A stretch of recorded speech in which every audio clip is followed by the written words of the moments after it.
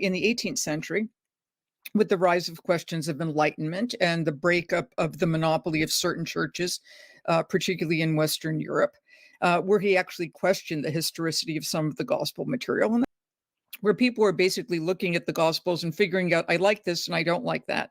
And the stuff that they liked, they determined was historical, and the stuff they didn't like, they determined was not historical. And then following that, particularly in the 1960s, under the influence of a fellow named Ernst Käsemann, the idea that, well, we have to get back to the historical Jesus. We can't just do these little snippets, and it's not just a whole existential whatever, but there's got to be some real history here, because if there's no real history, then there's nothing to hold on to in terms of things like the incarnation. So Käsemann developed a series of methods or approaches by which he thought he could get back to the historical Jesus. And these are sometimes called the criteria of authenticity. There are two major ones, both of which are problematic. One of them, often referred to as the criterion of multiple attestations, suggests that if Jesus said something or did something in two or more independent sources, then it's got a higher claim to historicity. Well, the problem here is we don't know if we've got independent sources or not. So for a while, it was Matthew, Mark, and Luke. They're all interdependent, and then John's over here in left field. And so if it's something in Matthew, Mark, and Luke matches up with something in John, then it must have happened. Biblical scholars are increasingly thinking that John had access to all three of the synoptic gospels, all three, Matthew, Mark, and Luke. So no independent material there. So if we can't find independent sources, we can't get back to Jesus. Moreover, even independent sources are not necessarily historically credible. And the second criteria, which was more disturbing to me, is sometimes called the criteria of dissimilarity or the criterion of embarrassment. And the basic model was, if Jesus says something or did something in the Gospels which would be antithetical to first century Jewish practice or belief and not quite in line with what the church wanted to proclaim. In other words, if it just looks really weird, then Jesus must have done it or said it. And that doesn't quite work either. First of all, we don't have that much information about what was possible in first century Jewish belief or practice, because there's no like head Jew to tell Jews what to think. And in terms of what the church would consider to be embarrassing, well, if they put it in the Gospels, they couldn't have thought it was that embarrassing.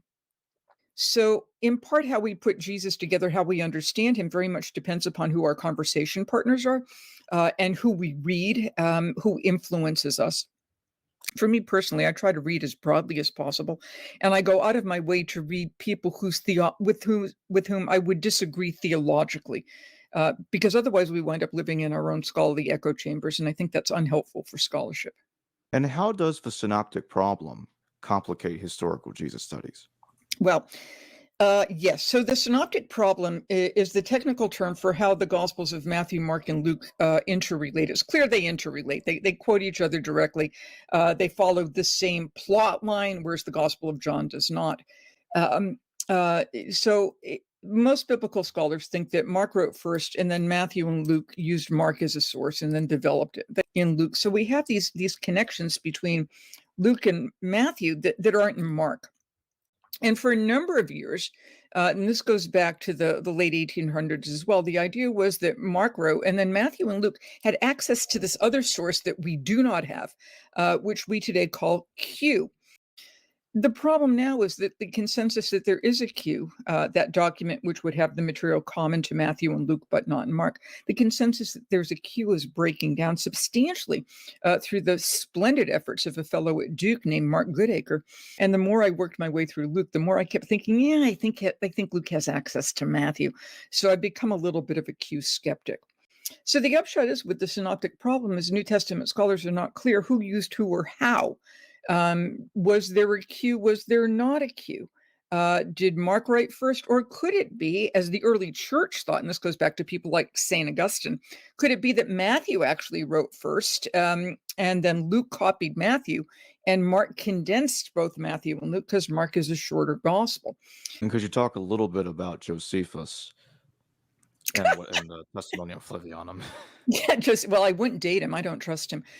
And in one of these books, he talks about Jesus. We typically call this passage, a very short passage, the Testimonium Flavianum. Well, testimonium is just testimony. And he makes a Christian confession. In fact, he says he was the Messiah. Now, the problem here is that we have lots of stuff from Josephus, including his autobiography. So, and he never mentions anything about being a follower of Jesus or about Jesus being the Messiah. There's nothing like that. We don't have any of the original copies of Josephus any more than we have original copies of the Gospels. So Josephus is preserved primarily by the Christian church, but he himself was not a Christian, and the Christian scribes copying this threw in a couple of other little tidbits. Oh, yes, he actually did believe that Jesus was the Messiah. If you look at Arabic versions of the works of Josephus, the stuff about Jesus being the Messiah is not there. So here's the problem with ancient sources: is who copied them, to what end. Um, when people wrote something, could you even trust that the scribes who were taking down your dictation, assuming you're not writing yourself, are they going to get it right? And that's always going to be a problem.